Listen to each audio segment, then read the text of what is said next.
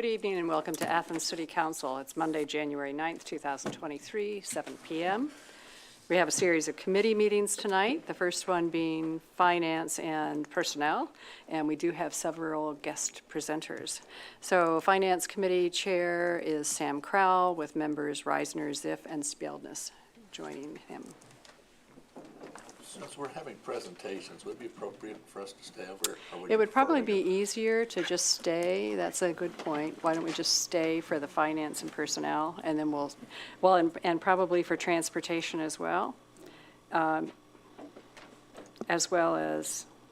By then, we're through the bulk of the agenda. So for tonight, a one-time only, a good point made by Councilmember Swank. Let's just stay in place.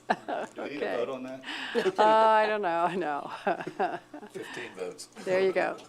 I think we're fine. All right, thank you, President Isley. The first item on our agenda tonight is a presentation from the Executive Director of the Athens County Convention and Visitors Bureau. Mr. Troyer has been doing an excellent job getting us out of the pandemic and bringing Athens back to the region and the state of Ohio, and he's here to tell us about their work today. Thank you. Thank you for that introduction. That was very nice. So I'm going to go through a presentation here today. As Sam mentioned, my name is Boone Troyer. I'm the Executive Director of Visit Athens County. You may have noticed that's a different name than Athens County Convention and Visitors Bureau. The reason for that is when people do presentations, sometimes they say the City of Athens, that's not us, that's you all. Sometimes they say Visit CVB, sometimes they say CVBV, and all sorts of different things. So we decided we're going to go with Visit Athens County. We've changed our name. You'll see that on our website and everything from here moving forward on the business end of things. Now, if we sign contracts and things with you all, you're still going to see Athens County Convention and Visitors Bureau. So that's the first big change. This is a presentation that we did at the end of the year for 2022. I'll work through this a little bit quicker than that presentation because that presentation was about an hour long and I'm not going to stand up here for an hour. So this is our mission. You can read through this here real quick. Basically, we want to market and promote all of the assets and everything that Athens County has to offer for visitors coming in. We hope those people come here and stay the night and spend money. Our team here, of course, myself, we have Amy Spouts as our events and marketing manager. We have Joel Prince, he is our creative director. And then Liz Merrill is our administrative assistant. Board members here, we have Brandon Thompson, Jessica Kopowitz, Melissa Bales-Jewell, Jennifer LaRue, Jessica Siders, Lindsay Desjardins, Sean Kaiser, and Mary Medell. For our commissioners, Chris Meal, Charlie Atkins, Lenny Eliason, and City of Athens, City Mayor Steve Patterson, and our representative Sam Cowell. These three brands, these are the three of our major brands that we represent right now. You can see the Visit Athens County logo that in 2023 will be changing. The Ohio's Winding 9 logo, and then Bike Athens Ohio that will also be changing. We'll be working through potential outreach for Bike Athens Ohio to become a regional brand instead of specific to Athens. And then with Ohio's Winding 9, if you're unaware, Ohio's Winding 9 is 9 motorcycle routes that go in and out of Athens all throughout the county and throughout other counties in Southeast Ohio. This program is the reason that our office was able to stay open during the pandemic. We have hosted 2 national motorcycle rallies in Athens. I don't know if you all knew that. We've had people take their bikes here from across seas. They ship their bikes here to ride Ohio's Winding 9. Next year, as of today, we already have 7 motorcycle rides scheduled for next year. This is a big deal for us. This last year, we hosted the Athena Ride for Women. It was an all-female motorcycle rally in Athens. It's the first of its kind. It was very important to us to reach out to that group of folks and women riders as we see this as an increase within ridership and motorcycling. So they were here for 4 days. We hosted keynote speakers. We had Alyssa Clickinger. She's a nationally renowned author and motorcyclist herself. And we had several workshops throughout the day, Mechanics 101, and then they went out on guided rides throughout our county as well. We've already selected the dates. And I'm touching on some things that are later in the presentation, just in the sense of time here. But we'll be doing those, the Athena Ride for Women in August this year, the 2nd through the 5th. These are some of our bigger organizations that we are part of. Ohio's Appalachian Country, the Ohio Association of Convention and Visitors Bureaus, the Ohio Travel Association, and the Ohio Tourism Leadership Academy. To provide some perspective here, the Ohio Tourism Leadership Academy is a statewide program that takes on applicants each year to participate, and at the end of that you get a certificate. It's basically the continuing education portion for folks in our job line. I attended the Ohio Tourism Leadership Academy 2 years ago, and I was selected as the Tourism Leadership Academy's top of the class, which was very nice. This year, we actually have 2 of our employees attending, Joel Prince and Liz Merrill, who will also be attending OTLA. They actually meet tomorrow for their first meeting. And Liz and Amy Spout's actually in our office. She attended last year. So at the end of this year, all members of our organization will be Tourism Leadership Academy attendees, which I don't think there's very many organizations that can say that. We also, with the OACVB, I was just selected as the secretary for that, which means in 3 years I'll be the president of that group. These are just some of our partners. I'll let you read through these real quick. Folks that we work with in and around our community and our county, outside of our county. Our partners are really the reason why we're able to do what we do. Without those relationships, we would not be able to get some of the projects done that we like. So you can see some of the organizations and associations that we're part of here. So we'll get into our impact. This is the analytical section. And as many of you know me and have heard me speak before, I could talk about numbers literally all day long, but I won't do that. This is my favorite portion. I really like analytics and numbers. So just some key factors here. This is our 2021 report. This is specifically for Athens County. So this is the impact data for our organization. 870,000 visitors to Athens County. Our local tourism generated a total of $28.4 million in total tax revenues, $14.1 million in state and local tax revenues, $6.2 million in local tax revenues. Some of our business sales here, we broke this down into retail trade. When we get this report, it's an inordinate amount of information. We broke these down into the ones that we think are most pertinent for our partners to know. So retail trade, $43.9 million. Food and beverage, $34.5 million. Lodging, $21.8 million. Recreation and entertainment, $10.8 million. You can see here, not only did I want to show you the numbers specifically, but this is the other breakdown sections that we get in the report. So in comparison to other job categories, you can see manufacturing, construction, communications, all of those listed. We highlighted the tourism assets, and you can see that all of those were within the top. For employment, visitors activity sustained 2,323 jobs, accounting for 7.7% of Athens County employment. Again, we broke these down into the same categories as before. So you can see these, the job outline here. And then again, just for comparison, instead of just giving you numbers, you can see all of that data broken down and see where they line up. So our primary funding sources, the Athens County lodging tax and the City of Athens lodging tax, those are our funding sources for our office. That's how we stay in business. So our total lodging tax received in 2020, you can see the numbers here and see the increase. This is where I'll kind of pause for a moment. In 2020, we all went through the pandemic. Our office, we were all put on furlough except for the director at the time. The reason that we were able to stay open really is because of Windy 9. Those were the only people still traveling because they were able to be out on the road. They didn't have to be close to people. You could come by yourself and stay by yourself, and folks were still doing that. And we were promoting that. In 2020, in September, is where I came into the interim role as the director. I very unfortunately had to immediately lay someone off. I cut contracts in half. The contracts that we did keep, I cut those in half as well. It was a very challenging, difficult time for us. It was a struggle to make sure that we could stay in business.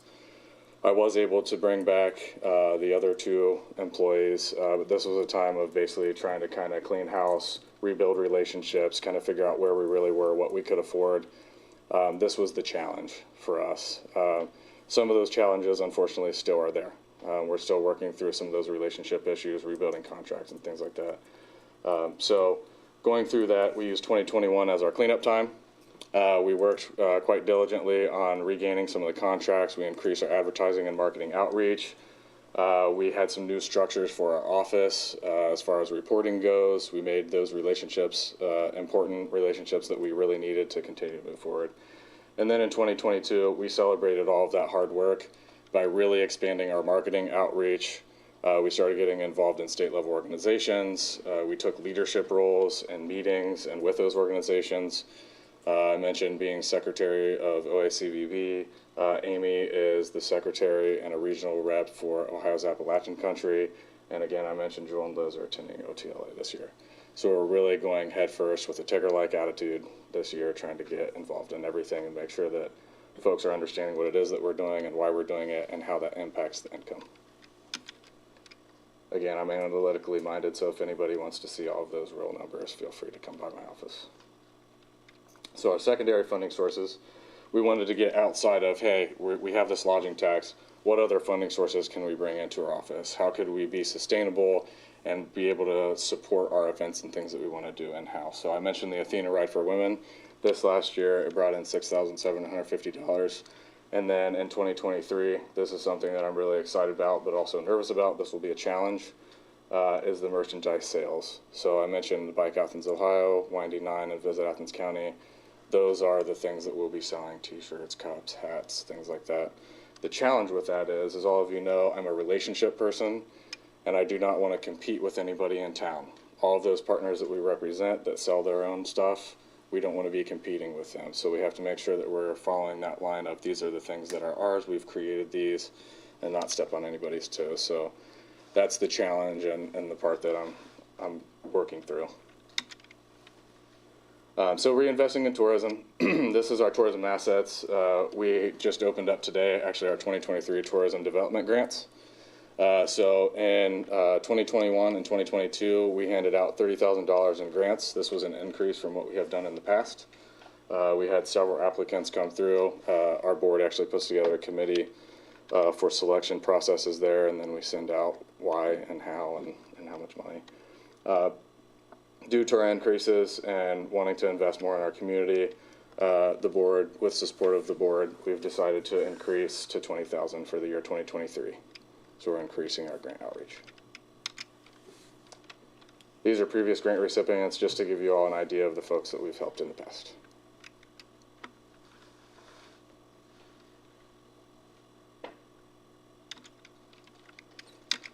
Okay, so our advertising, promoting tourism.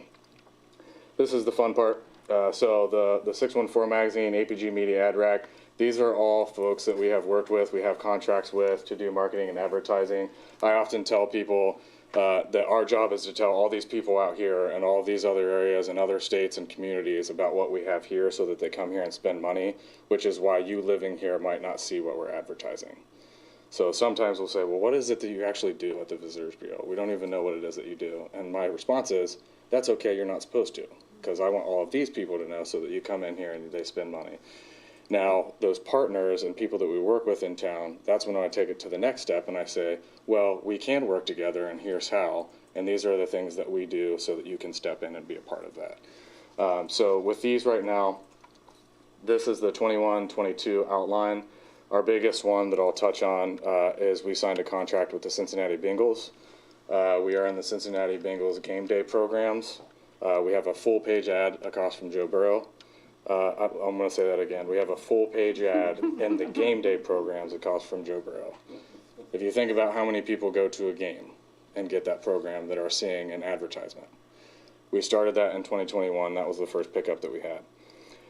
To provide perspective on this one, we pay just under $4,000 for a full page ad in the Hocking Hills Guide. We paid $4,000 for that full page ad. It was a Coke space before us. It's a big deal. Let that sink in for a minute.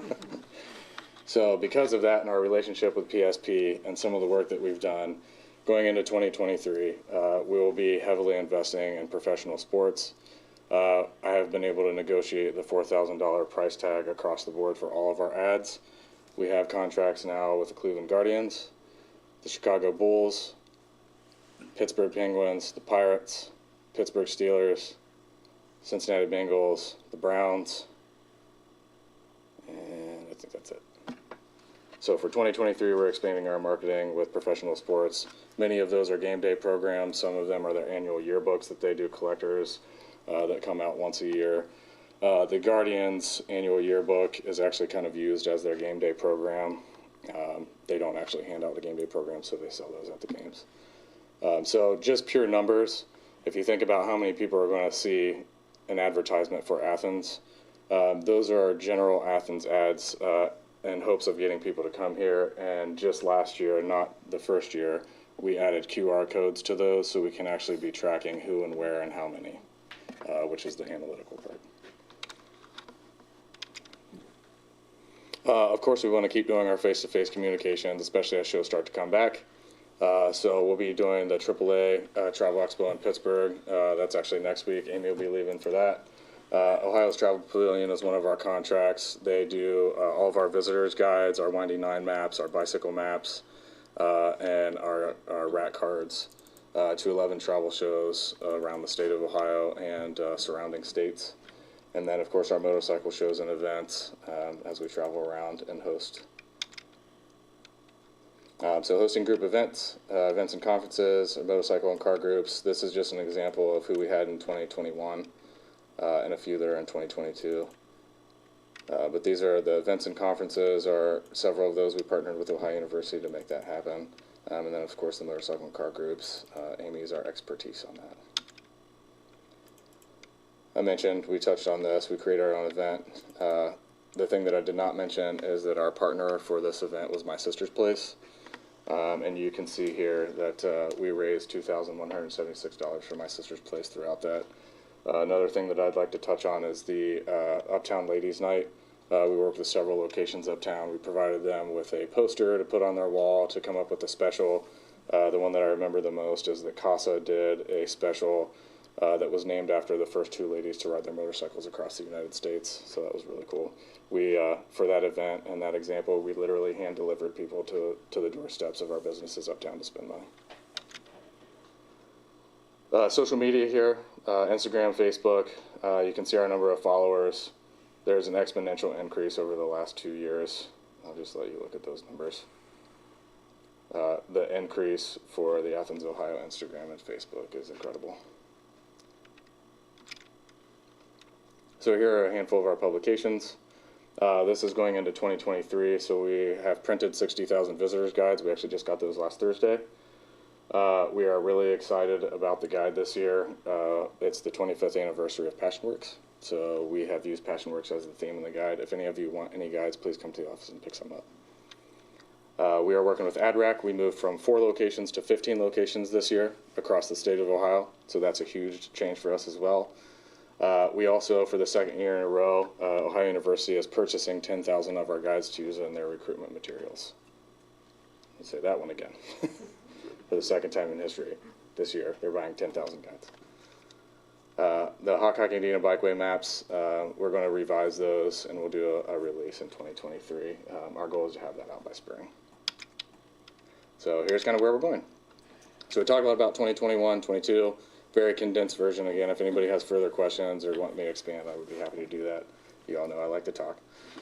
Coming in 2023, this is the front of the visitor's guide. You can see the PassionWorks theme kind of goes throughout. We have an article in the middle that Patty helped kind of put together, and there's some QR codes in there that will take you to videos about PassionWorks and to their shop and things. So we're really excited about it. This is the first year too where the print came out with no highlights or anything. The color is really good. So we're going to continue our collaboration with Ohio University, bring more people in, increasing visitor guide distribution. I mentioned that to 15 instead of 4. Work with our regional partners. We're trying to develop new tourism assets in Southeast Ohio region. We all know that the asset development in this area right now is going crazy. There are so many things happening right now. We want to be at the forefront of all of that. I have made it a personal journey of mine to make sure that I'm in all of those meetings. I'm listening to what's happening. I'm figuring out how we can partner together. We want to provide more educational opportunities and programs for the businesses that serve Athens County. This includes our unique lodging properties. And I've shared with many of you, we've actually seen over a 300% growth in unique lodging properties in Athens County this last year. Exploring new locations to share tourism information, and I'll touch on that one real quickly. We have an opportunity to actually move our full office location from where we are now. We've also been talking with Jesse Powers with Orca about their potential facility in Chansey that will be going up and what our role in that will be. We've also been working with Mayor Patterson and Andy and our Parks and Recreation and the United Senior Centers on potentially opening a visitor space in the Alco building across from White's Mill. And then we're in the process right now of purchasing a mobile visitor center van. So we'll be able to get out in the county and be in every event and things that are going on and have the ability to do that. As you can see, one of our goals is really to be more out in the open. We want people to know what we're doing. We want people to understand who we are, how we're helping, and really see that we are an asset for our area. And that's it. Thank you very much. I appreciate the time. Any questions for Mr. Troyer?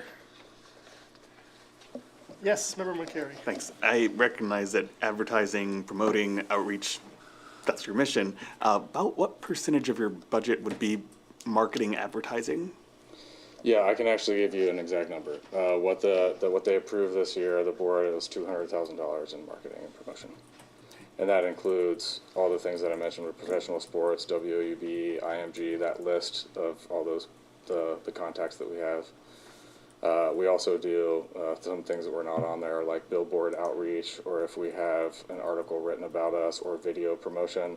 So right now we have a recreation video that's running on Hulu and pre-roll on YouTube, and that's in our marketing budget as well. That was a great one. We actually had the guy that did 21 Pilots music videos, the one that did our video for Rec. So, yeah. Thanks. Yep. Other questions, Mr. Swank? I've got a couple. When you're out selling Athens County to groups, institutions, individuals, first part is, what would be the top 3 or 4 things that you sell? Well, it's our campaigns right now. So the biggest one for us right now is Windy 9 because it has the biggest ROI. So we're getting the most money, bang for the buck for the amount of people that come into town. But I would say right now, our personal mission this year, the top one is probably arts and culture. History's kind of rolled into that with Passion Works 25th anniversary and that kind of being the charge of our guide right now. I attended the Heritage Conference in Toledo, and we're really kind of trying to figure out what heritage assets that we have and how that turns into a tourism asset, because we all know that there's a lot of those in Athens County. So really it's how do we tell that story. So I would put kind of arts, history, and culture at the top. Outdoor recreation is a huge one. We know with that growth right now with the Baileys, bike trail systems, we have so many outside sources just within our office that don't even relate to the trail system with People for Bikes and organizations like that. And then I would say we could put motorcycles in there too, but that's probably number 3 because it's been such a standing campaign and we feel confident with that. The other ones we need to kind of build up what that looks like. And I will say, to kind of expand on that question, is that for 2023, those goals that we have are really setting the foundation, knowing that these things are coming, whether that's at the end of 23 or 24 or 25. We really are kind of getting our house in order and all those big changes that I want to make, which are potential location moves, purchasing a van, signing big new contracts. We really want to get all those foundations laid so that as those assets are here and they say, all right, well, we're open for business, we're already ready. We don't have to get our way there. So. The other side of that question would be this.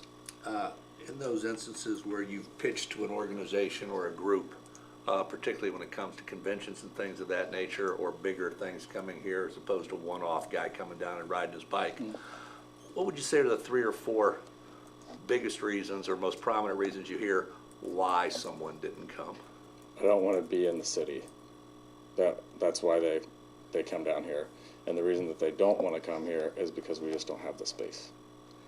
An exact example of that would be we got contacted by the Latin American Motorcycle Association to host their national conference here. They bring their own band. They bring their own performers. They had like 3,200 people. And we tried everything that we possibly could. We called other visitors bureaus in other counties to see if we could do a regional approach, and we just had to say no. So they didn't come because we didn't have enough space. Yeah, we have a maximum and we have a little bit of play space with how many people we can bring, but, yeah. Part of that have to do with the fact that, in terms of space, the university is the #1 occupier of space or university events, football games, basketball games. In other words, limit your 52 weeks that you can.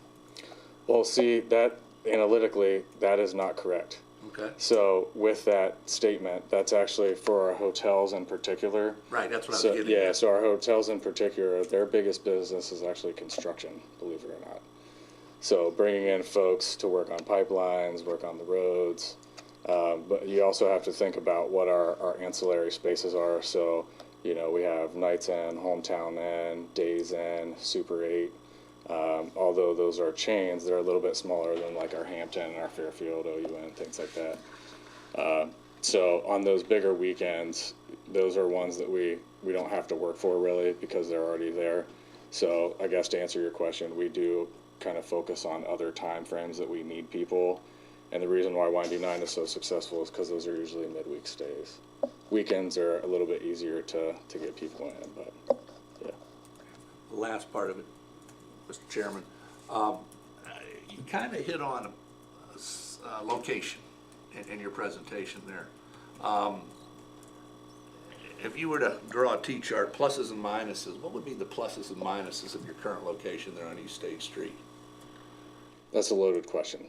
And that's why you're here. Yeah. The pluses of the location are that it's on East State Street. It gets a lot of traffic in front of it. The negative is that it's a house, and so really no matter what we do to that, folks view it as a house.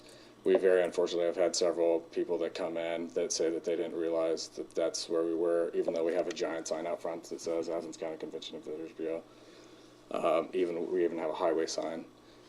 So that's a downfall. It's just not, it's really tough for folks to realize that we're a visitor center. I even think if we put a bunch of flags out front and we're shooting off fireworks and stuff, I'm not sure that folks would know that it's there. The things that I like about it is it's homey. When we do have visitors come in, they enjoy being downstairs. It's a cabin. It has the fireplace. It feels open to them. But as we start to grow, I've mentioned all these initiatives that we have. You know, we're really trying to expand and grow, hopefully hire new people and really grow as an organization. And as we do that, we won't have enough space there. So you potentially may have to move. Correct. Is the cabin on OU's property large enough? I don't believe so. Okay. Yeah. Question. Thank you. Yes, Member Reisner. All your list of activities and things that you promote and try to attract people to come here, I didn't see hunting mentioned anywhere.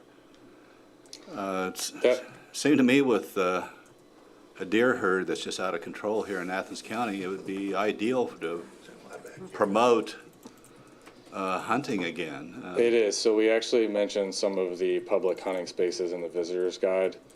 We don't have a specific campaign for hunting and fishing, but stay tuned. I just wrote an article for DNR about fishing in Southeast Ohio. I'm an avid fisherman and hunter myself, and I'm trying to figure out how to implement that in a bigger package. But we do touch on that. We just don't have a full-on campaign like Windy 9 or Bike Athens. Right. We have some good partners with DNR actually that have been working with some stuff, so yeah. Well, I used to hunt with my uncle up in Holmes in Stark County, and it seemed like they had a very active promotion to get people to go up there and, hunt. They didn't care if they shot anything. They just wanted to spend as much money as possible, Right. which we did. We actually saw our unique, I mentioned the growth, the 300% growth in unique lodging properties. They see a lot of hunters there. In the Nights Inn, actually, there was, I forget what weekends they were. It was during rut. There was 2 weekends at the Nights Inn that we were trying to get folks down there. And they book out the entire hotel for a hunting crew. They bring their ATVs and everything up Yeah. there, yeah. Yep. It seems like it's something that could be tapped, more, I agree. better, so. Yep, I agree. Other questions? Yes, Mr. Ziff. Thank you, Mr. Brown. I just wanted to say thank you. I think a lot of people, first just for being here and telling us and giving us all these updates, it's great presentation. And I think a lot of people underestimate the amount of work that goes into things happening around here and the money and everything. Yeah, and I myself, before I was on council, wasn't really as aware as I wish I had been. I mean, these things just don't happen. We don't just get these events out of nowhere. We have our city crews working. I mean, people like you and your whole organization putting in a huge amount of effort to help the entire city, the entire county, and I really, really appreciate it. So thank you for everything that you do. Thank you.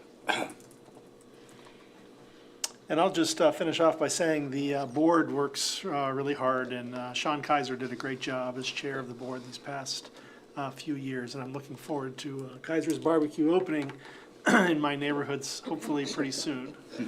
Well, thank you, Mr. Troyer. I will just respond quickly to Member Swank that my other job, my office is in the cabin, so if you're planning on moving me out of there anytime soon, Alan, please let me know. I haven't seen anybody in there in years. Come and visit me. It's a remote odd job, huh? Thank you, Mr. Troyer. Appreciate you being here. No, I did. Oh, I'm sorry. Yes, Mayor? I'll be brief. I do really appreciate your talking about capacity, as to why people wouldn't come. What he was referring to isn't just at the city of Athens. He's talking about Athens County when it comes to beds. So just as a qualifier, I also just wanted to ask you, Boone, one of the things I think is really important when you do these annual updates for the city is to also talk about,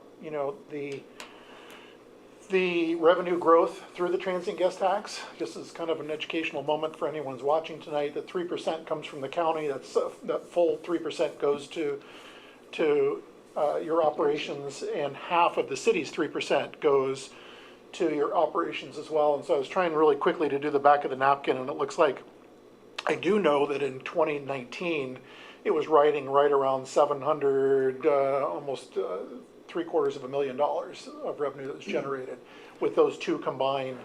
And so you're riding somewhere just north of 500,000 at this point in time. Is that accurate? We actually it's higher than that.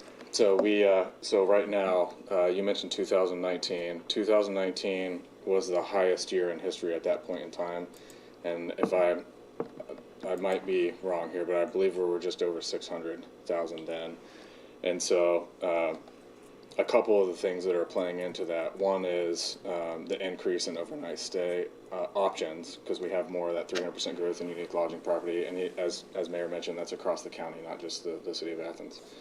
And then the other is the overnight stay cost is actually going up, as is unfortunately everything. So those increases, plus all the things that we're doing with our expansion of advertising and our contracts, if you combine those three things, it's up. We're at the number that I had in the presentation there is 777,000. That's the highest income in history of the organization. Not only is it the highest history of the organization within the last 2 years, it is also individually throughout each quarter the highest quarter in comparison in the history of the organization. So that's pretty good. Congratulations. Yeah. Thank you. Yeah, it's huge. Just the last thing I want to mention is I really appreciate your candor with the question that came from Mr. Swank. Yeah, it is a loaded question. Just know that that's your home until you guys have found somewhere else, if you do opt to move out and find somewhere else. But I do know that you're operating in extremely tight quarters in a building that we recognize needs a lot more TLC in the near future. So yeah, it was a loaded question. It still feels like home. It really does. Because there are times like a great example, and I'm kind of going off script here, but this morning, I have all this stuff going on at home. My daughter is going through all this thing. Today's her birthday, and she got so worked up that she couldn't even go to school today. So I'm dealing with all this stuff this morning, and I actually told the staff, I'm like, hey, I'm going to come in around 11 today. I got city council tonight to prepare for, so I'm going to be in a little bit late. Well, I got all the kids around, and I was like, I think I'm just going to go to the office. Because I like being there. It feels like home. You're around the people that you work with. We're a small group. There's only 4 of us. And because it is a house, it does feel like that. So I think if we ever do move, we're definitely going to miss that. And we appreciate that about it. Don't get too big a place, though. You might lose your gardeners. Oh, yeah. Yep. And Boone, I was in Passion Works this weekend showing it off to a new graduate student, and Patty, the first thing she did was, look at our new guides.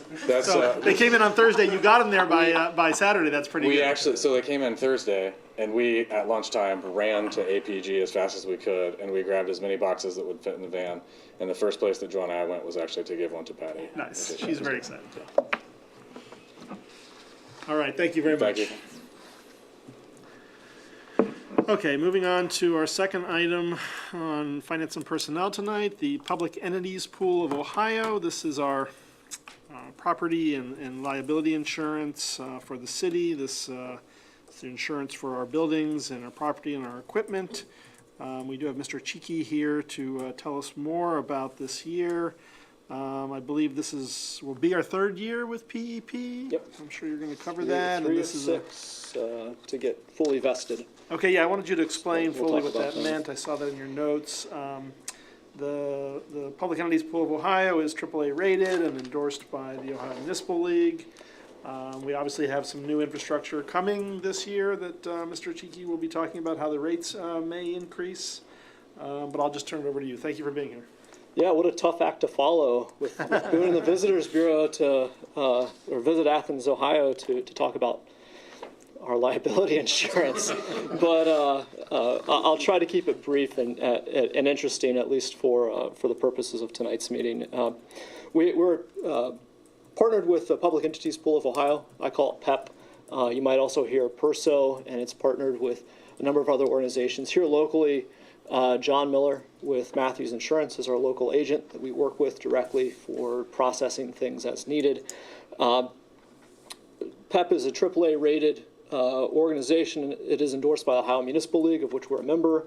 And part of the reason we changed almost 3 years ago was because of that endorsement and because of recommendation from John Miller to take a second look at what we were doing and see if we could see some savings. But beyond the savings, which was significant at the time, it's also about being part of a strong pool, a large pool of other municipalities. There's also townships that are involved in this, and cities big and small. So we're part of an organization that if we had a catastrophic event, we'd be well covered. And that's really important for the security of the taxpayers of Athens to know that we're using their monies wisely and that we're maintaining our city infrastructure appropriately. If we were to leave before the 6 years, before we're fully vested, there's a retainage of which we would owe. It goes down each year. Basically, it's a holding as part of our premium. So if we were to decide that this wasn't working for us or we needed to find something else to do, there would be a certain amount that would be held back as part of separating from them before we're fully vested. But we have a great relationship with them right now, and it's working great for us, and the relationship is strong. We currently insure buildings or property valued at just north of $120 million. You have to think of all the different properties and wells and different city infrastructure that nobody really sees but is vitally important to keeping everything running and flowing. And I say that literally. It keeps things flowing. Additional equipment, we have things like vac trucks and that kind of thing is valued at over $2.6 million. And we have an additional $7.7 million in vehicle insurance that we maintain.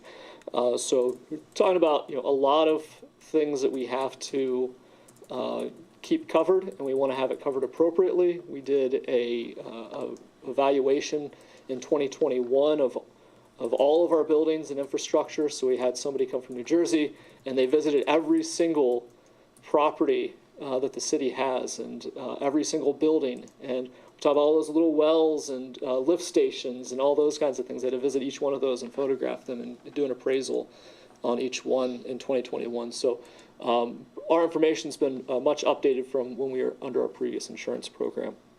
In 2023, we anticipate some small rate increases as part of our self-insured pool. Those are primarily related to some of the new construction that we're bringing online and improvements that we're doing. So it's not like we're just increasing insurance across the board. Actually, our premium is staying pretty flat. It's really related to new construction, the new fire station, and we're going to have to insure that building and anticipate what those costs are going to be. In addition, we have the Armory building and that project. We've insured that at its minimum for basically since the city received it in 1997, and as we're revitalizing it and it's going to come online, there's going to be significant improvements happening to that. We want to cover it completely. We're anticipating a contribution of around $260,000. It will likely be a little bit north of that, considering those additional construction coverages, but we're not going to know that for sure here for another month or so. But we can anticipate it's going to be in that neighborhood, in that ballpark. The other thing to note related to our contribution is this transfer, this changeover from a city-owned fleet to a lease fleet for all of our city vehicles. This is a great thing because we have a lot of aging vehicles that we're covering, but there's a little bit of an overlap that we're trying to be really diligent about. As we bring in new vehicles, we offload the old vehicles, but there is just a natural overlap that'll happen with some of those as we transition that fleet. We expect that to continue through most of 2023. Great news, we had no major claims in 2022. We don't want to ever have any major claims, but we had no major claims this past year. We had a number of small claims, and what I mean by small claim are things that are under $10,000. For example, and I won't read through all of the list, but we had a break-in at one of our buildings earlier in 2022, and there was a theft of around $7,000 of some tools. Our insurance kicked in, covers that and the replacement cost for those necessary items, but not a large in terms of what we're talking about with a city insurance. We had a few accidents. I won't point out any serious ones in particular because there really weren't any serious ones, but we had a fire truck that sustained some damage in an accident going out to a call that took it offline for a period of time, and to get that fixed, everything fire is really expensive is what I'm learning. So to get that back up and ready, and the transportation there and back for that was about $14,000 out the door. That was covered after our deductible for that. 2023, I mentioned transitioning the fleet and what that will look like. I also want to mention that all of our elected officials, as required through ORC, and other required officials, the other required officials are primarily bailiffs and court staff, are required to have bonding. And in lieu of a bond, you can do a thing called faithful performance of duty. It acts the same way, but it's like an insurance endorsement. And we rolled that in last year into our regular insurance statement. That saves us a significant amount of money as opposed to bonding each individual for an amount. And it's actually better because we can rate each one of those at the highest amount allowable, and there's no change in cost for us. So while a bailiff might have a low amount, or a council member might have a low amount compared to a judge, we get both the maximum allowable, and that's what we're taking advantage of. So you all are completely covered in that way, and very proud of that changeover, as well as us taking a look at some of our other endorsements. So we have other third-party insurance things that we were doing to get full coverage. We were able to take a second look at that in the past year and eliminate almost all of those and roll them into our regular policy. So that's a significant savings. For example, we were spending almost $20,000 a year insuring our boilers. So every building has a heating unit. They are being insured separately for almost $20,000. We were able to cancel that policy because in our regular policy with PEP, that's already covered. So we were paying this double amount that we didn't need to. So we were able to eliminate that completely, and it's actually better coverage. So very happy with PEP, and very pleased with how things are going. They're incredibly responsive. We have a representative from their insurance subsidiary called Burnham & Flower. Andy Leach is our contact there. I can call him 24 hours a day if I've got a serious problem that is beyond what we need with our local insurance rep, and he'll answer, and we'll have someone on the case. For example, in 2021, we had the damage to Arts West. We were able to call them at 4:15 in the morning, and they had somebody there that same day to respond to that. And we had only been part of PEP for 8 days at that point, so it was a good test for the relationship with that. So with that, I'll reserve the rest of the time and allow for any questions that you may have. Questions from the committee for Mr. Cheeky? Other members of council? Yes, Member McCary. I appreciate the presentation, and I'm curious, what is a deductible like for a fire truck that's in an accident?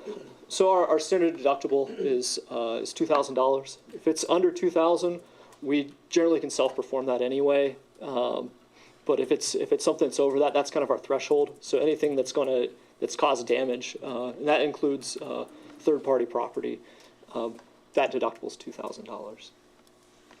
There are many, just to add on to that, there are many items, and I've got a whole book over here if you're really, really interested, with additional, and there's probably 44 endorsements.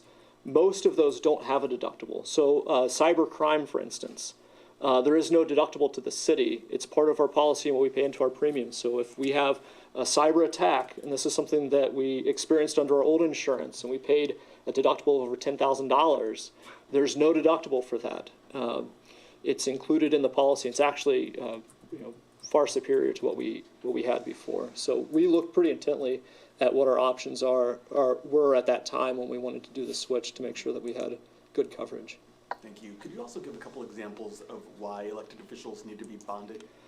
Well, there are a number of reasons. One, for example, would be if this body made a decision that would be in conflict with a legal rendering that could put one of you in jeopardy legally, coverage would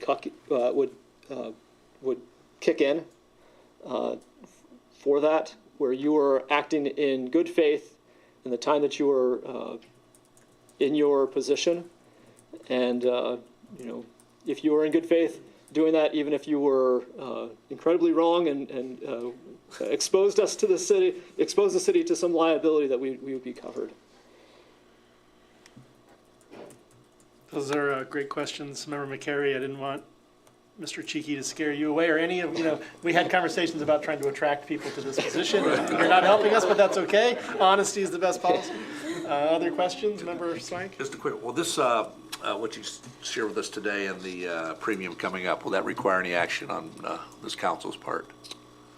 It should have been passed as part of the appropriation with the annual budget. If there is something that is beyond that amount that was appropriated as part of the annual budget, I would come back, but I believe that we covered that. Perfect, thank you. Other questions from council? I got one. Yes. Does this cover life insurance for employees? Or is that a separate thing? Accidental death, but the life insurance portion is primarily with HR. So if you were like an electrician for the city and something happened, there would be an additional coverage there. But No, I'm thinking more general about- life insurance is yeah. not something part of property and liability. Okay.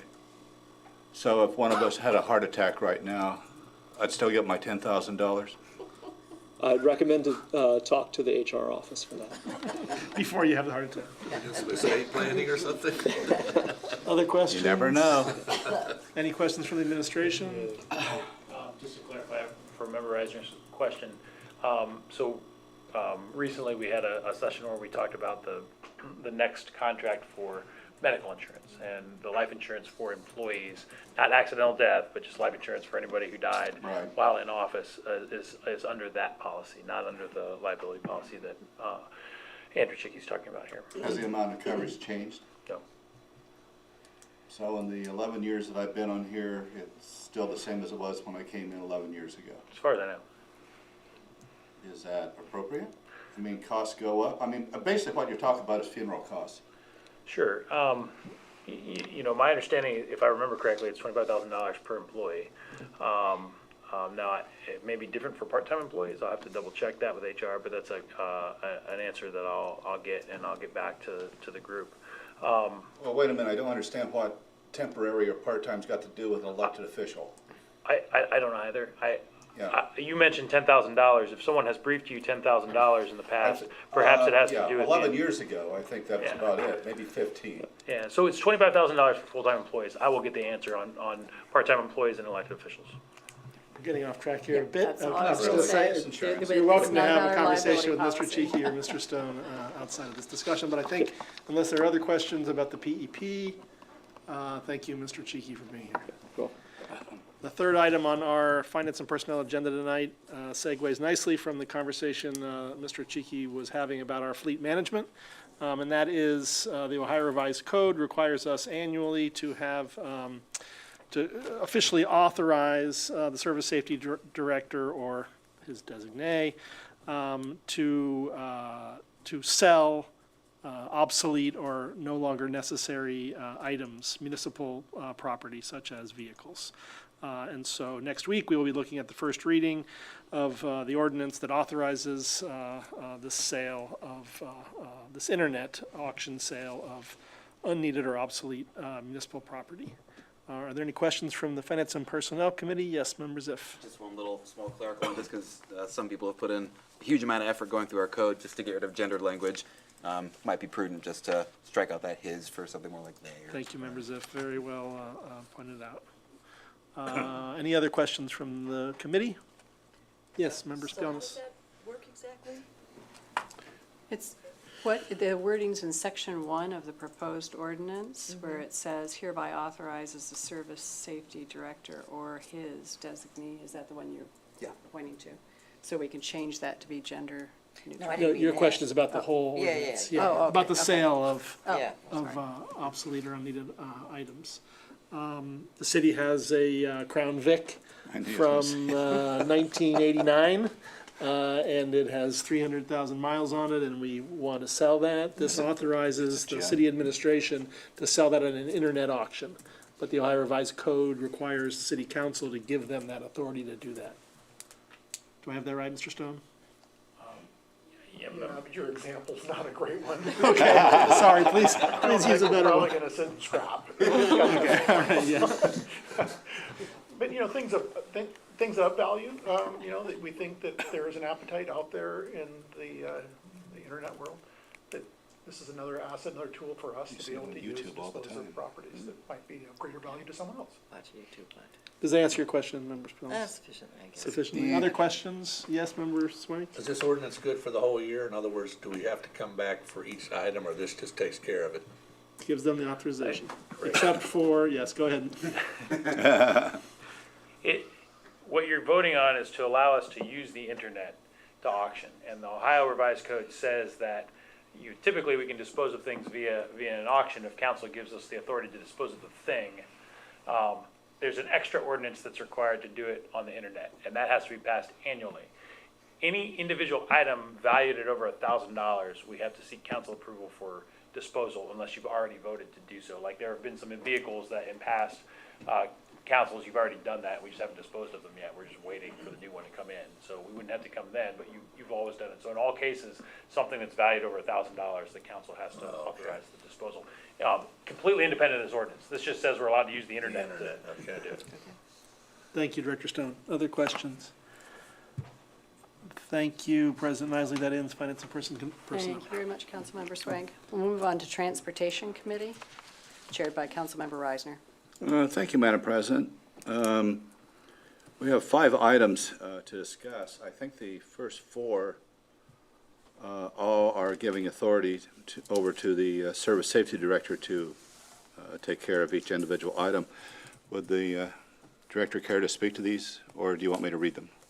I would pass this over to Deputy Director Chicky, who has diligently worked to prepare for the various closure events that we anticipate during 2023. Okay, we haven't heard from him in 5 minutes, so take it Yeah, away. figured it was due. That last guy that spoke, he was really good. So, we have a number of events in the next year, and one of our goals going back almost 3 years ago was to collate all of these different events that happened. There was a time that maybe a couple of the council members recall where each one of these would come as a separate ordinance to council and have 3 readings, and it was it took a lot of energy and effort from everybody, and then there'd be last minute requests to get added to the calendar, and we don't have the appetite or the bandwidth to do that. So we've been working with all these different event organizers of the last almost 2 years to get things set and on the calendar early, to understand what the needs are, and then get an ordinance out there in early January. So this is the earliest that we've done it so far, but we feel pretty good about the list.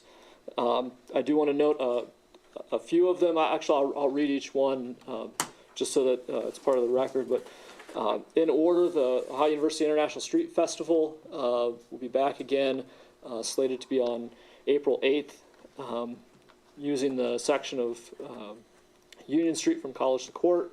Athens Film Festival, this is a new one, possibly a one-time deal. They have their anniversary this year, and they've requested to do a screening on Court Street. So they'll be having a giant inflatable screen to do a film. Pretty excited about it, and they were able to provide that information several weeks ago. It'll be on Court Street between Union and Washington, slated for April 15th. Another new thing, I'm calling it Dora Days. We're coordinating with the Anti-Racism Book Club, Ohio Brew Week, as well, to have specific Dora late afternoon, early evening events, primarily on Fridays, with the exception of the first one, to rotate from block to block in the uptown area. So the first one being on West State Street, then another one on Union Street, then another on Court Street. Part of the interest in this is twofold. The first is promoting the Dora, those sale of cups that we sell to the city sells to the uptown establishments, goes into a kitty that we want to build so that we can do more events uptown and promote those. And bringing business uptown. We've had a lot of discussions with Uptown Business Association and the bar owners about how we can bring business in for everyone when we've done closures in the past.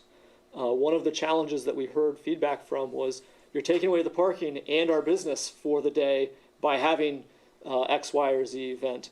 And we want to create opportunities where they're benefiting from those events the same way that some of those event promoters are. Another one that is back after a hiatus is Boogie on the Bricks.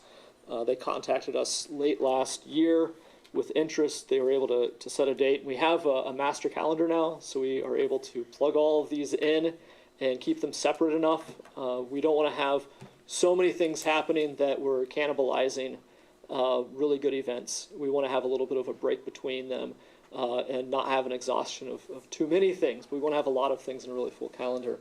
So Boogie's back, and they've requested Court Street from Washington to State, so 1 block. The Plains Lions Club. Do you have dates on these? Yes, that's they're all on there. June 24th. It's on the bottom of the It's a proposed separate line ordinance. of documents above. Oh, got it, sorry.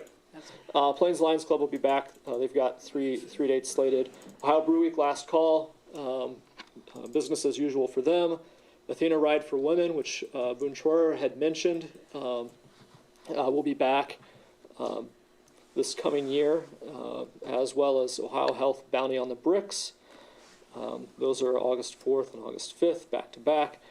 The Athens Arts and Music Festival, which is kind of unique in the season of events, because that is one that is in part sponsored by the Municipal Arts Commission and the city. It's kind of an end point of the Dora season. We're very excited about that. Ohio University Welcome Weekend, August 27th.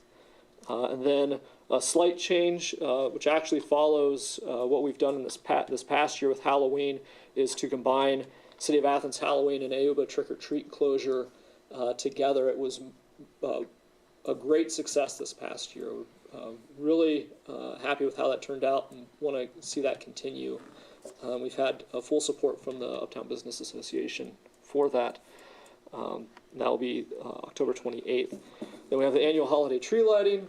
That's with AUBA, Uptown Business Association, on December 8th. That's a Friday. And then the last item is one that was brought forward and then tabled at the end of the year. Just didn't have enough time from the event organizers to get it together. We tried really hard to make that happen, but Passion Works New Year's Eve party, we're going to placehold that to give them the opportunity to make that work. So that's the list. There's a lot there, but we're really excited about it, and you can see just how vibrant the Uptown Athens scene is, and we think that these are separate enough that each one will be its own distinct event. We'll get the maximum potential out of them. That's that part. Would you like me to move into the suspending the enforcement of vending and peddling and soliciting and those? Carry on, you're doing a great we'll do job. that. So some of those events require suspension of the vending and peddling and soliciting so that they can bring in street vendors. The list is on that proposed ordinance and includes the National Street Festival, Athens Film Festival, Dora Days, Boogie on the Bricks, Ohio Brew Week, Athens Arts and Music Festival, Halloween, and Passion Works. It isn't that each one of those will have vending and peddling. It's just that we're providing the opportunity with this legislation that they can have that ability, and we're suspending that Chapter 1104 for that. And then finally, with this this slate, suspending the noise ordinance for the events of Boogie on the Bricks, Ohio Brew Week, Athens Arts and Music Festival, Halloween, and Passion Works New Year's Eve. So it's a slightly smaller list. Those are the ones that would be continuing until the noise ordinance would be in effect.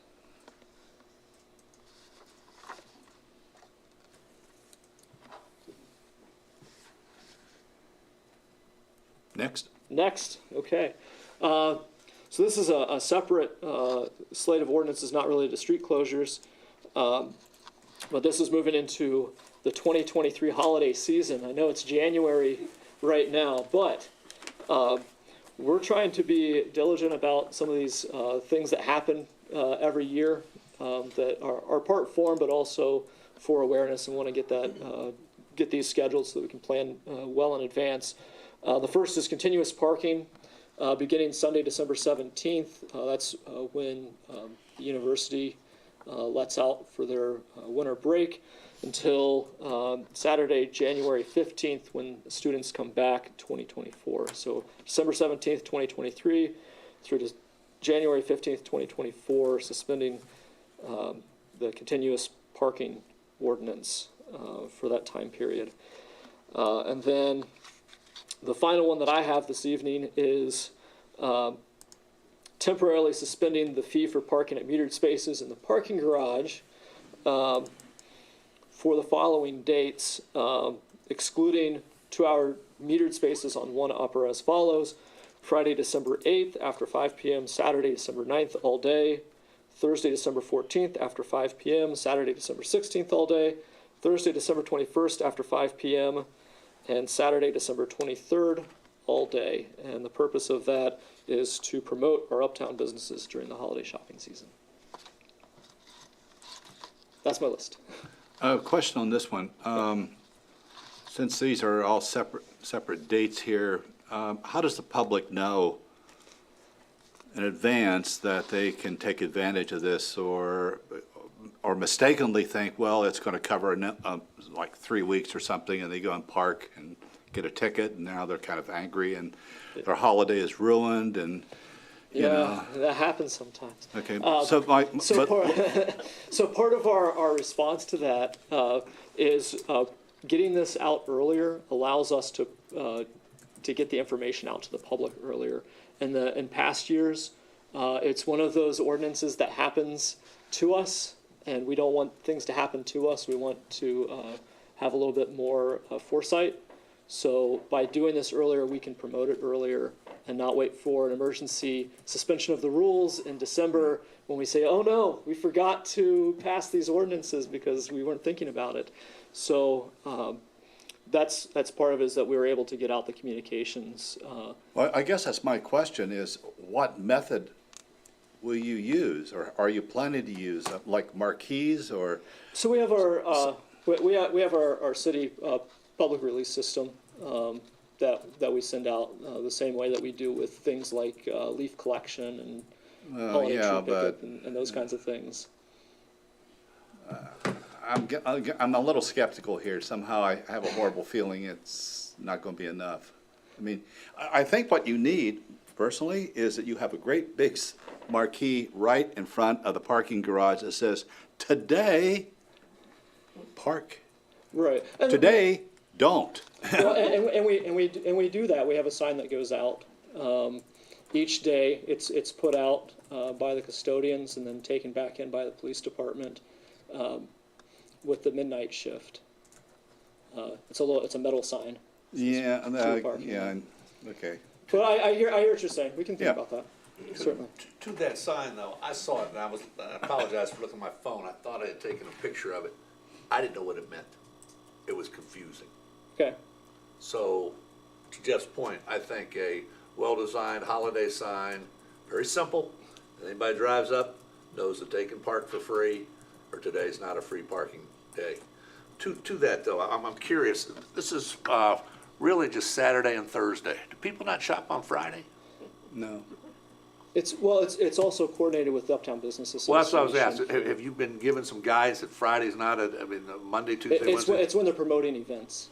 The Uptown businesses are promoting events. They do like little cookie decorating, Right. and the horse goes around uptown and those kinds of things. So it's in coordination with those things that they're putting on. So I guess what I'm getting at here in a roundabout way, if there were a start date, and here it looks to be December the 8th, Friday, and we ran it through Saturday, December 23rd, each and every day, do you have any idea what the hit would be on the parking revenue budget? I mean, just at these hours. After 5, that many people are parking up there after 5 PM. Huh. We can get you the numbers. Because I agree with Jeff. It's very confusing. And again, I wish I had taken the picture and asked you to interpret it for me because it made no sense. Well, I'd be happy to look at it Yeah. and revise it as Okay. necessary. Member Reisner? Yes, you down there? So, thank you, Member Reisner. I just wanted to clarify the point that these times really are coordinated with the Uptown Business Association events that are well promoted as far as for family activities, things happening uptown during the month of December. And I think there's a lot that goes out on social media about when these things are happening. And I don't know for sure if it's been included, but I think in past it has been included that during these event times, there is free parking in the parking garage. And so I think that it's not only the city's promotion of this. AUBA does a lot of promotion of the uptown events. And I always know that there are things happening for families uptown during these times during December because it's really a consistent part of Uptown Athens traditions. So that's when the events are and that's when the free parking is. But I think coordinating with AUBA as far as getting the word out about when the parking in the garage is free and that it does align with specific promotions is probably an effective marketing or promotion of the free parking space. Yeah, and certainly we can do a better job with that too. So. You know, I mean, really, this is a thing that the city is doing. It's not businesses or anybody else. They're having an impact, and we're getting information from them so that we can set this up. But the responsibility for getting the word out in a clear, concise, meaningful way is strictly on the city. It's not on anybody else. It's us. If we're going to do this, we own it. So what I'm saying is that I think we just need to do a better job of getting the message out there. Okay. Full stop. Your turn. Okay, so I may not be articulating this well enough, but when people know that they can park for free, they might be, I mean, obviously the reason they would do this is because they're gonna get more business. Now, if they get more business, doesn't the city get more revenue? Ultimately through whatever taxes or whatever that they get? No, really?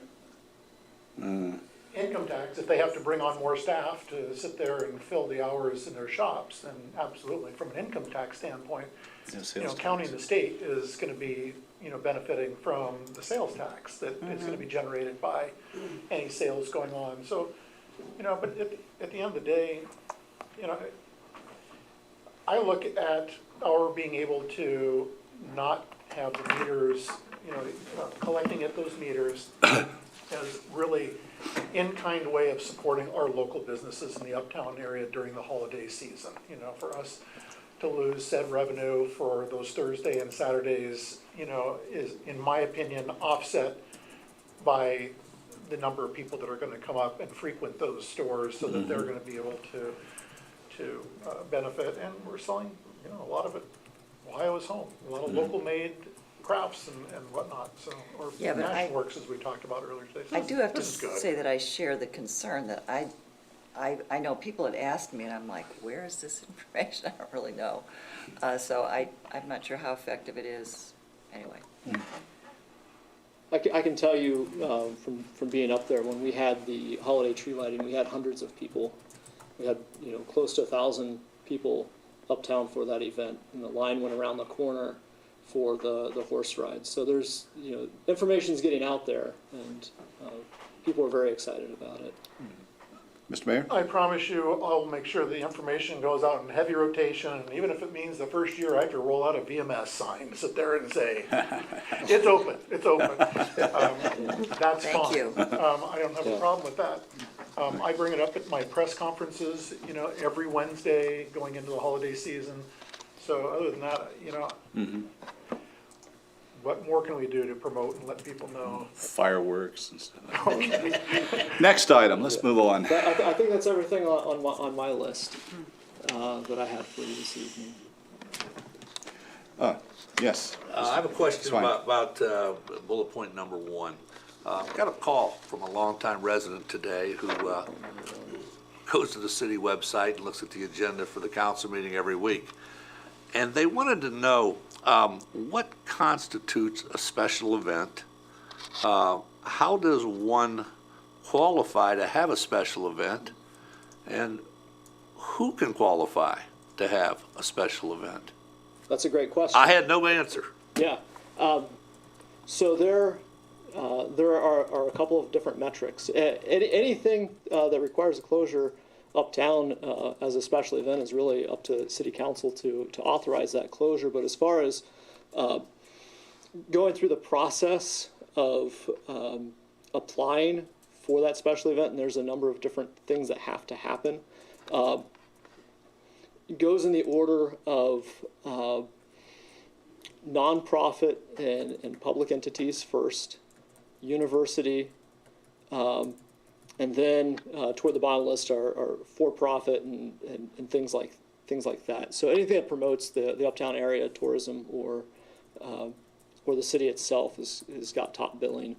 For when we add to the calendar, anybody can contact the city with an idea for a special event, and we look at that and see where it could fit on the calendar, and if they wish to proceed, it would come to city council for request for closure. The ones that are on this list are ones that we've had communication with them.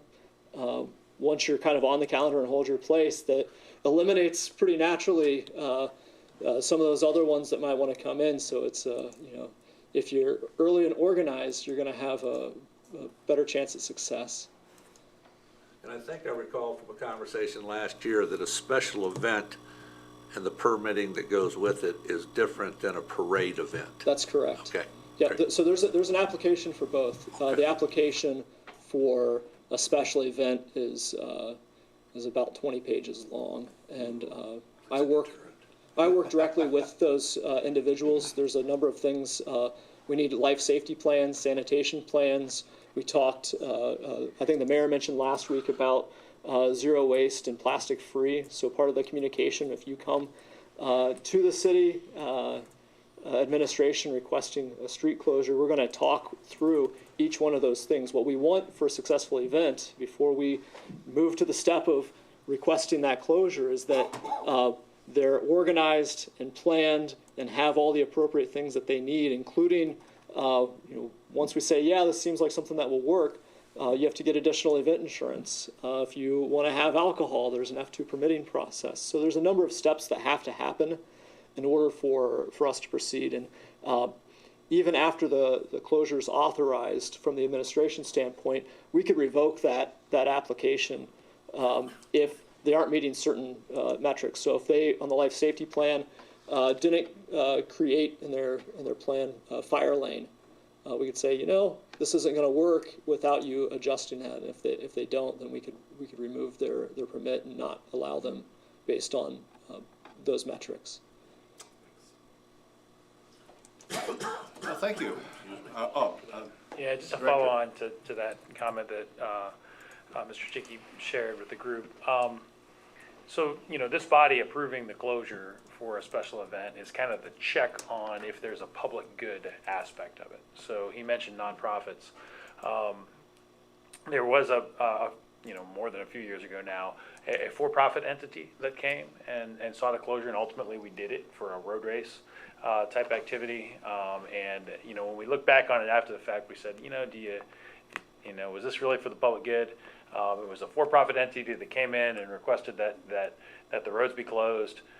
They made some money for people to come in and participate in the thing, and then was it really a public good? And so that nonprofit concept is not a hard and fast rule. I mean, there may be some sort of for-profit activity that would happen to promote our central business district that has value and that this body would want to allow. But I really think that ultimately that's the check. The front door is us and the administration to say, is your idea half-baked? And do we have some sort of belief that it have some semblance of a benefit for the public good, and then ultimately bringing it to this body to say yay or nay, whether or not it is. I'd be happy to send you the application if you're interested in holding an event. Let's have one. Okay. I believe that includes everything for Transportation Committee. Thanks, Councilmember Reisner. We'll move on now to City and Safety Services Committee, and that's chaired by Councilmember McCary. Thank you, President Isley. I believe we'll be somewhat brief with our two agenda items this evening, an update on fire station construction, and then an annual water softening salt purchase contract. And I will remind folks that we just completed the successful purchase of land for our fire station at the end of last year, and now we want to hear about updated plans for construction. I'm hoping our City and Safety Services Director will share some updates. Thank you, Member McCary. So, as per the email that I had sent out to several members related to the timeline on the construction of the fire station. So you appropriated last year $600,000 for purchase and site prep of that site. The bond proceeds were $9 million, so there's $8.4 million available basically for construction. And what I'm seeking is to have you go ahead and appropriate that remaining $8.4 million through the City Safety Services or safety capital levy money and into that fund for us to do construction. Our goal right now is to, and I'd have to go back and look at my exact timeline, but our goal is to have a bid opening on 15 March right now, which is our target, with hopefully to have an award by 20 March and then turn it over to the contractor for a construction start date on or about 1 April. So in order to stay with that timeline, we're seeking to start readings on the appropriation associated with construction and the authorization for that here next week at the beginning of that ordinance. One note on that is, I'm still waiting for, the construction market is all over the place on dollar amounts, and our architects have given us some initial, cost estimates. They'll revise that as we get a little closer. There are a couple of adds that we're putting into this that I think may end up taking us over and above that $8.4 million that are not necessarily related to the fire station. And if that's the case, I'll seek a separate appropriation outside of it. One of which is, we're attempting to install a larger electric service necessary to put 100 kilowatt fast charge charging stations, level 3 charging stations at this because of the proximity to the interchange, the business corridor in Stimson Avenue, and some of that that program is or that money could be reimbursable under the Inflation Reduction Act and the National Electric Vehicle Initiative NEVI program. And so my thought would be is that we would, those additional costs, we would go and do an additional appropriation in and above the 8.4 in order to fund that and then seek reimbursement once we get the thing installed. So that will dial in here over the coming weeks. And if I need to seek an amendment, I will. But for now, my request would be the 8.4 million to go ahead and start appropriating that. Thank you. Questions from members? Member Swank. A couple of questions. One, have we closed on the purchase of the property? And if we did, what was the final cost for that? So no, we have not closed on it. The purchase contract is signed on our end. I've provided it to the representatives of Ohio University for them to return. They are waiting for DAS to give them the final approval. DAS does not move quickly. And then ultimately that'll be the dollar amount. If I remember correctly, it was $206,000 was and then the balance of that $600,000, I anticipate, not all of it, but a significant portion of it spending on the controlled fill placement for that material that's going in. And I just sent a contract back today to the contractor that's working for ODOT that has moved some of the material into there, and then ultimately we'll take that material and build it up to the level that it needs to be built for construction on top of it. Thank you. Just based on that question, could you clarify when you think the purchase would be official? Yeah, so there will be a purchase contract that as soon as DAS authorizes Ohio University to countersign, then that contract will be official to say that we're going to buy it. Because it will take an action through the controlling board, I can't say definitively like when that closure will be, but for all intents and purposes, that contract, once it's in place, it's a promise that Ohio University wants the entities that have to act, to include the controlling board act, that they will transfer it to us. So I'd like to say that prior to having construction, that I'd have a deed in hand, but that deed may come sometime in the middle of construction, and ultimately the contract will be the binding document that says we are indeed going to get it for that price. Thank you. Member Swink? You mentioned the word architect. Who is the architectural firm that we've chosen for this? The company is called McCall Sharp. It's a Southwest Ohio firm that we did a qualifications-based selection process to select an architecture firm, and they're a firm that kind of specializes in public safety facilities. Ed McCall is the project manager, and he's the one that we've been working with very closely on the design. If you're interested, I've got probably 60% plans that I can share with you, and you can take a look at all the work they've done so far. They've worked pretty extensively with both me, Andrew, from a building maintenance perspective, the engineering public works office on the utilities, then obviously all the firefighters to look at the things inside the building to make it functional. Other questions from other council members? Councilmember Spielness. Well, I can't help but be a little nervous about the concept of having, starting construction without all the Ts being crossed and all the Is being dotted to have the actual property. Am I missing something, or should we not worry about that? I mean, I guess I would counter that purchase contract is a binding legal document that says that the state of Ohio is going to sell the property to us once steps are taken, and we would have recourse if they didn't uphold that, or if the state of Ohio didn't uphold that. I mean, certainly I can speak to Law Director Eliason to say, what action the city would take if, we have that, legal document in hand that is a contract, and then for whatever reason, the state of Ohio reneged on their effort or their attempt to actually close and transfer the property to us. My guess is it would be a fairly large lawsuit that would make the city whole for expenditures that have been made, on a property that ultimately we didn't end up getting. But I'll get an answer on that. Are there examples of where we've proceeded before that final step has been? There are examples in construction for like transportation and utilities projects where there's been an eminent domain action where money has been put in place with a court, while you're waiting for the closure, and we've taken possession of property. We're actually buying property to build a building on. If it has occurred, it has not occurred in the 19 years that I've worked for the city. So I will try to find a previous example, why a contract is sufficient. Thank you, really appreciate it. All right, our second agenda item is water softening, which is something we did this time last year, an annual contract that we'd like our City Safety Services Director to be able to sign. And I do notice that there is an increase in the requested authorization amount, and wonder if there are any, I'm assuming that's just a cost of parts and labor. Certainly, Member McCary. So this is water softening salt. Every year we put water softening salt in the water treatment plant budget. So the 740637 TC 200s lines, and that just goes into the operating budget. But because it's greater than $50,000, we have to get a special authorization for that expenditure. And so it's a significant commodity. We expect, probably costs would go up a little bit on water softening salt. They don't move nearly as much as they do for road salt because demand stays pretty consistent. But I would contend that probably, just their labor costs for extracting the salt in that form is probably gone up a little bit.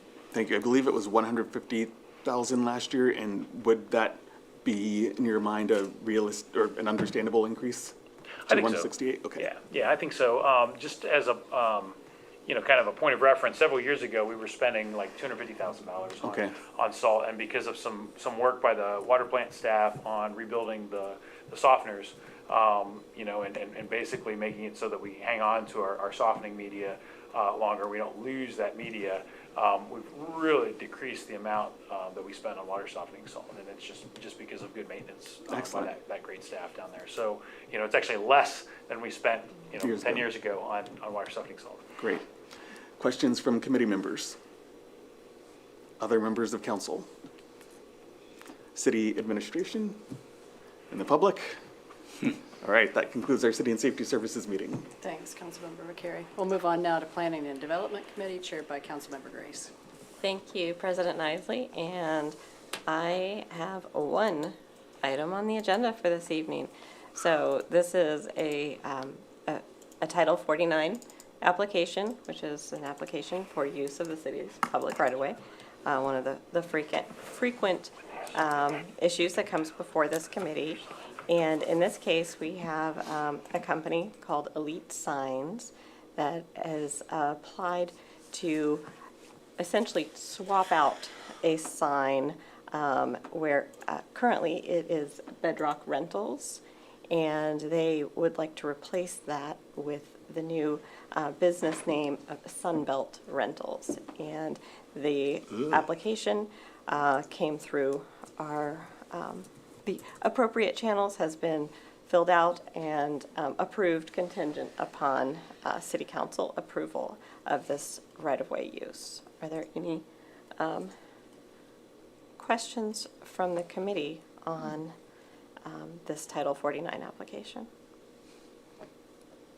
The new sign is 5 feet by 10 feet. The dimensions of the existing sign are not listed on the application, but the images look very similar. It looks like it would, it's going to be placed on the same post or mounting.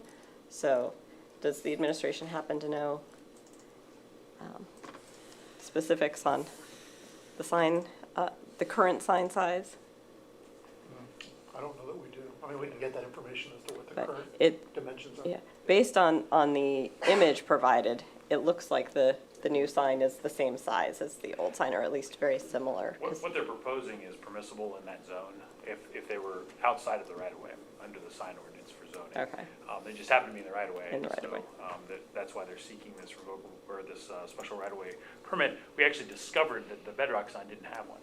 And so, Bedrock sold, and, they came in to say, hey, we're doing these changes, and, pull a zoning permit. We looked at it and said, oh, wait, your sign is in the right-of-way, so you need a special right-of-way permit to proceed. That happens sometimes. It does, it does. So, yes, Member Reisner. Any change in the elevation of the sign? As, I don't believe so, because they're intending to use the same sign post to mount the new sign facing on. Okay. Any other questions or comments? That concludes this committee meeting for this evening. All right, and I think that concludes our business for the night. We'll stand adjourned at 8:29 PM and see you all. It won't be Monday, it will be Tuesday that the council will be meeting. Thanks.